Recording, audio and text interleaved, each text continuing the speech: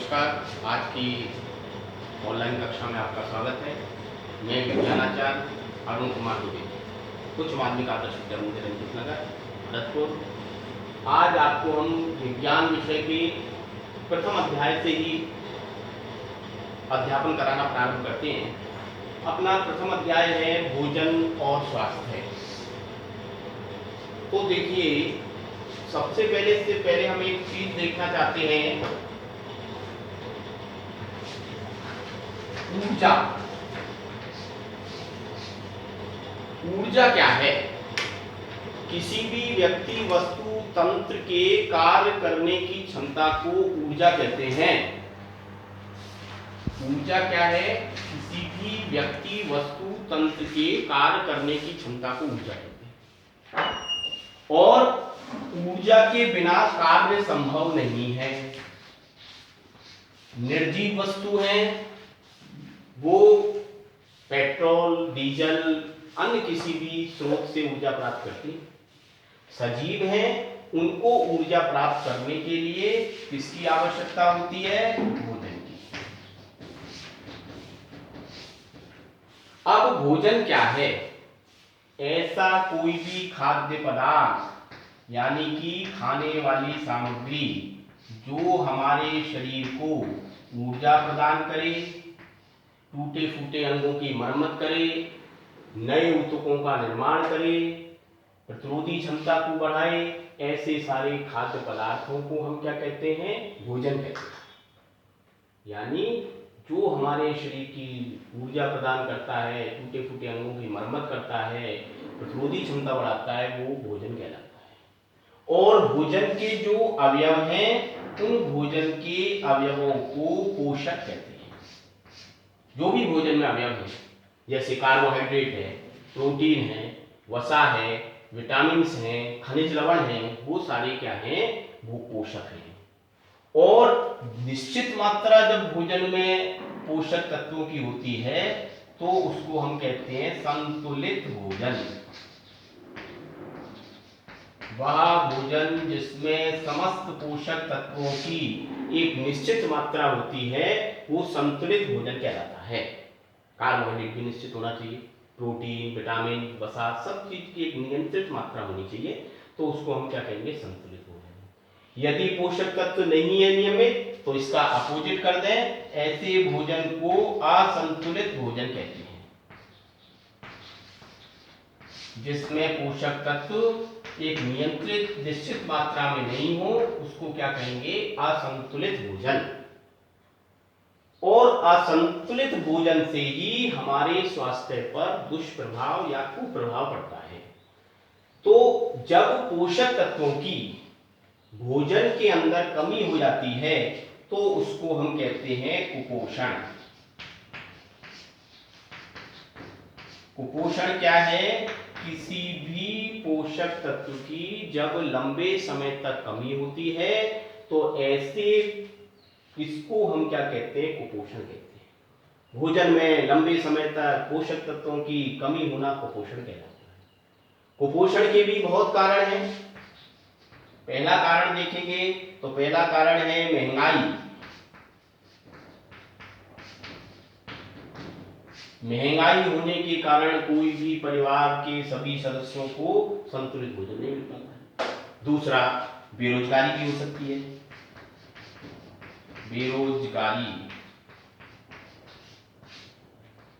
आज रोजगार के अवसर कम हैं, व्यक्ति बेरोजगार है, संतुलित भोजन अपने परिवार को उपलब्ध नहीं करा सकता। जनसंख्या वृद्धि हो सकती है। एक हो सकता है हमारी आदतें, हमारी बुरी आदतें हैं भोजन संबंधी, जैसे कि आप दाल नहीं खाना है, हरी सब्जी नहीं खाना है, ये सब क्या है? कुपोषण का कारण होते हैं। सारी चीजें उपलब्ध है, सब चीज बढ़िया है, लेकिन हमारे जो खाद्य पदार्थ हैं उसमें बाजार में मिलावट है। मिलावट होने के कारण वो शुद्ध नहीं है, इससे भी हमारे शरीर में कुपोषण होता है। तो ऐसे मेन मुख्य कारण हैं, और भी कारण हो सकते हैं। तो ये हमारे कुपोषण के कारण हैं। अब हम देखेंगे हमारे शरीर में जब पोषक तत्वों की कमी होती है, तो क्या दुष्प्रभाव दिखाई देते हैं या क्या ऐसे लक्षण दिखाई देते हैं, तो वो कौन कौन से कुपोषण वाले हैं, तो इसको हम एक बार देखेंगे कौन कौन से कुपोषण से क्या हानियां हैं। सबसे पहले हम देखेंगे विटामिन कुपोषण।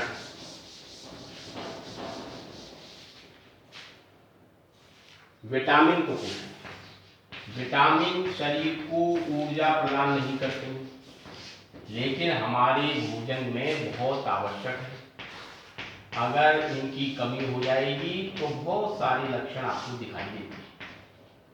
विटामिन के प्रकार देखें तो विटामिन कई प्रकार के हैं। अपने पाठ्यक्रम में 4 प्रकार के विटामिनों का अध्ययन करेंगे कि कौन कौन से विटामिन हैं और इनकी कमी से कौन कौन से रोग होते हैं। विटामिन ए है, विटामिन बी है, विटामिन सी है,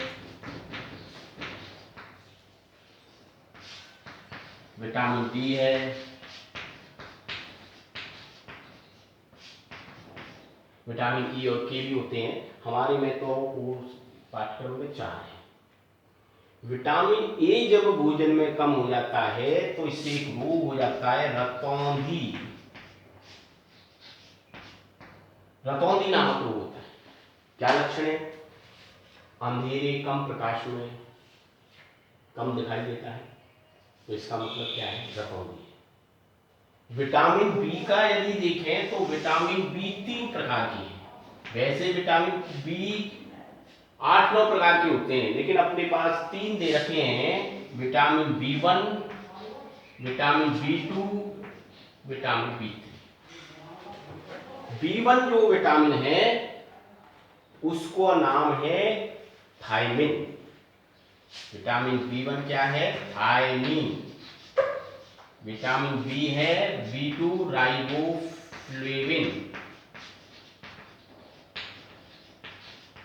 विटामिन सी है नियासिन। अलग अलग इनके नाम है। विटामिन B1 का नाम है थायमिन, विटामिन B2 का नाम है राइबोफ्लेविन, विटामिन सी का नाम है नियासिन। अब इनके अलग अलग लक्षण दिखाई देते हैं।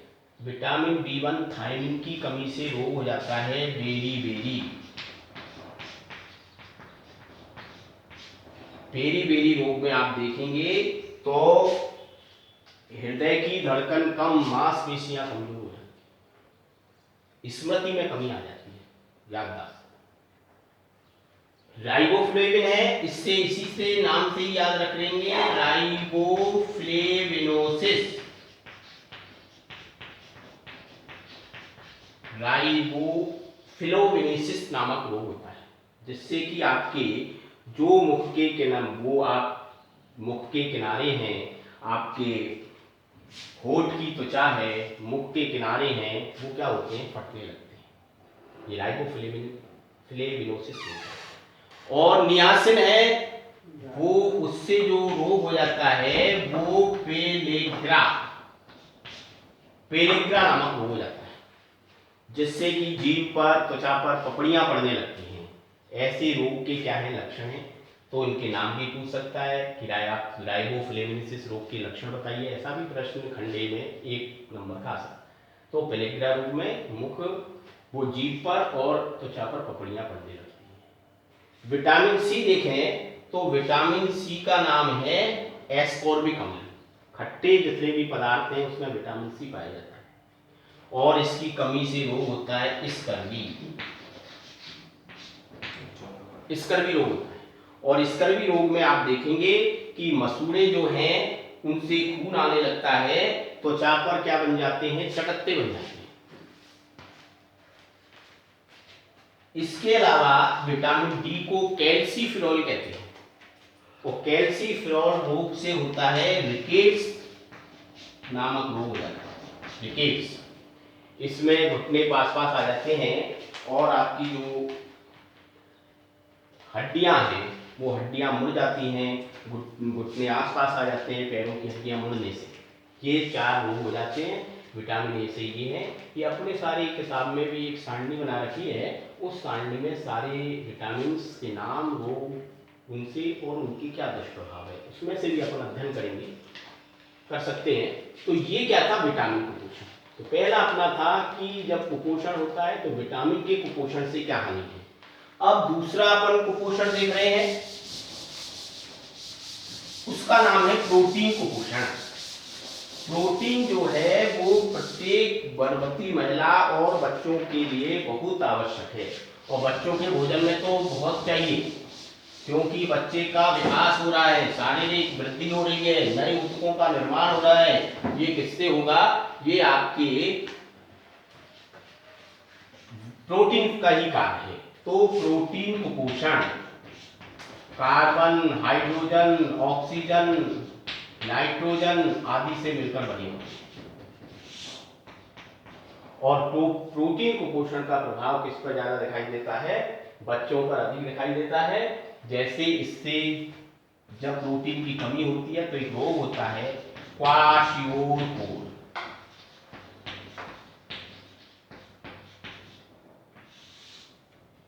बच्चों में बहुतायत से पाए जाने वाला रोग है। प्रश्न भी आया, प्रोटीन कुपोषण से होने वाले 2 रोगों के नाम बताओ।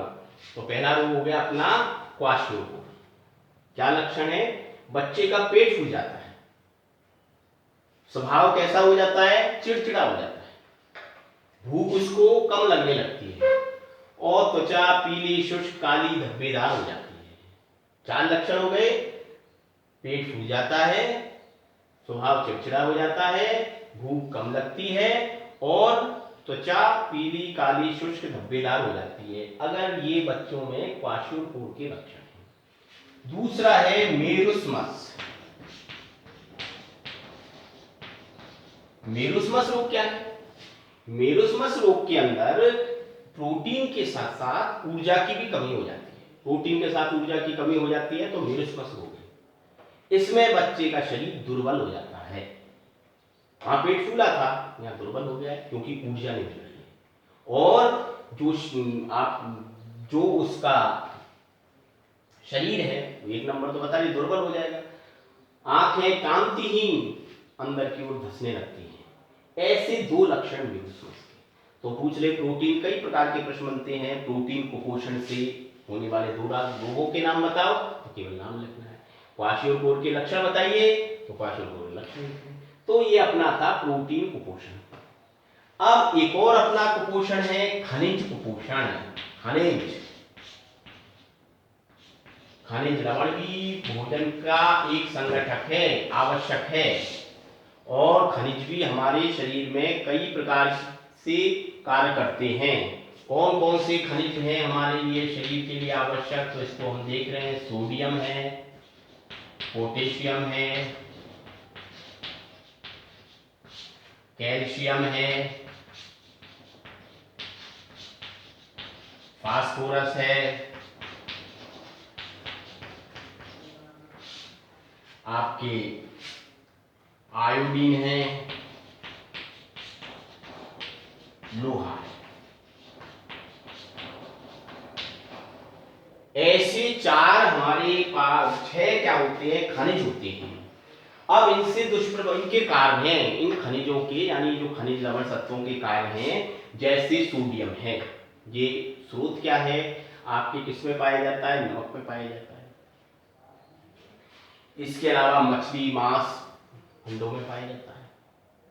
हमारे शरीर में जो नाभिकीय आवेश है उसके, वो हमारे शरीर में जो विद्युत आवेश है उसके संचरण में, विद्युत अपघटन में शरीर के, और वो जो मांसपेशियां हैं उसके संकुचन में ये काम है। इसका भी यही काम है, पोटेशियम का अधिकांश दोनों का मांसपेशियों में संकुचन है, और आपके तंत्र की आवेग का संचरण है, शरीर का विद्युत अपघटन है, संतुलन बनाना है, विभिन्न कोशिकीय क्रियाओं पर नियंत्रण। और ये पोटेशियम तो अधिकांश भोज्य पदार्थों में पाया जाता है। कैल्शियम फास्फोरस का क्या काम है, कैल्शियम फास्फोरस दोनों हमारे हड्डियों की और दांतों की स्वस्थ वृद्धि के लिए आवश्यक हैं। अगर इनकी कमी होगी तो हड्डी और दांतों की स्वस्थ वृद्धि नहीं होगी। और ये जो पाए जाते हैं, ये पाए जाते हैं आपके दूध है, अंडे है, हरी सब्जियां हैं, में अधिकांश दूध एक ऐसा पदार्थ है जो अधिकांश खनिज लवणों की पूर्ति करता है। मांस हानि है तो मांस में भी पाया जाता है। और आयोडीन है, बहुत ट्रेस एलिमेंट यानी सूक्ष्म मात्रिक तत्व है। आयोडीन जो पाया जाएगा वो नमक के साथ हम प्रमुखता लेते हैं। समुद्री भोजन है, जितना भी समुद्री मछलियां हो सकती हैं, समुद्री कई घास हैं, शैवालें जो खाने के काम में आती हैं, उनमें पाया जाता है। और इस तत्व की यदि कमी हो जाती है तो एक हार्मोन है थायरॉक्सिन, इस थायरॉक्सिन हार्मोन का निर्माण नहीं हो पाता, जिससे गलगंड नामक रोग हो जाता है। तो गलगंड रोग से बचाव के लिए आयोडीन चाहिए। वही नमक में इसलिए बहुत सूक्ष्म मात्रा में ले सकते हैं। लोहा है, लोहा शरीर में हीमोग्लोबिन नामक वर्णक होता है, उसके निर्माण में आवश्यक है। ये ऑक्सीजन का संवाहक है, ऑक्सीजन को अपने से जोड़ता है, पूरे शरीर में संचारित करता है। तो इस हीमोग्लोबिन के निर्माण में लोहा आवश्यक है, और इसकी कमी हो जाएगी तो इससे क्या हो जाता है, एनीमिया, रक्तहीनता रोग हो जाता है, रक्त की कमी हो जाती है। इसमें भी बताते हैं हीमोग्लोबिन में वर्णक पाया जाता है पोरफायरिन, लोहयुक्त पोरफायरिन वर्णक पाया जाता है। तो ये किससे मिलेगा, आपकी हरी पत्तेदार सब्जी है, गुड़ है, रागी है, आपकी दूध है, इन सबसे हरी पत्तेदार सब्जियां हैं, इन सबसे क्या हो जाता है, ये यकृत है, वृक्क है, इनसे प्राप्त होता है। तो ये थे खनिज 6 और इनसे होने वाली आपने कमियां देखी। पुस्तक में भी सांडली बना के ये सारी चीजें हैं। तो इस प्रकार हमने देखा भोजन क्या है, संतुलित भोजन क्या है, कुपोषण क्या है, उसके कारण क्या है, फिर विटामिन कुपोषण की हानियां देखी, और खनिज कुपोषण से, प्रोटीन कुपोषण से क्या शरीर पर दुष्प्रभाव पड़ता है। इसके आपको घर पर अध्ययन करना है, और इसके नोट्स भी जो है आपको भिजवाए जाएंगे, तो उनको आप अपनी कॉपी में उतार लेंगे। घर पर रहें, स्वस्थ रहें, और अपने शरीर, अपने को कोरोना से बचाने के लिए बार बार सैनिटाइजर का उपयोग करें, नाक कान मुंह पर हाथ लगाने से बचें, और बहुत कम से कम घर से बाहर निकलें, आवश्यकता होने पर निकलें, और जब निकलें तो मास्क लगा के निकलें। तो आज के पहली इस कक्षा में इतना ही पढ़ेंगे अपन। धन्यवाद। बंद।